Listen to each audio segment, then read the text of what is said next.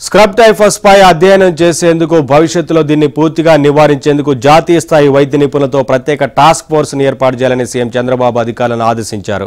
మంగళవారం సచివాలయంలో ఆరోగ్య శాఖ అధికారులతో ఆయన అత్యవసర సమీక్ష నిర్వహించారు. రాష్ట్రంలో స్క్రబ్ టైఫస్ తీవ్రత, బాధితులకు అందుతున్న వైద్య సాయంపై అధికారులను అడిగి తెలుసుకున్నారు. దీని నివారణకు తీసుకోవాల్సిన చర్యలపై విస్తృత ప్రచారం కల్పించాలని ఈ సందర్భంగా సూచించారు. జాతీయ స్థాయి నిపుణులతో ఏర్పాటు చేసే ప్రత్యేక టాస్క్ ఫోర్స్ క్షేత్రస్థాయిలో పర్యటించి ఇచ్చే నివేదికను అమలు చేయడంతో పాటు వ్యాధిని అరికట్టేందుకు చర్యలు తీసుకోవాలని సూచించారు. అన్ని శాఖల సమన్వయంతో సీజనల్ వ్యాధులను 0 స్థాయికి తీసుకురావాలన్నారు.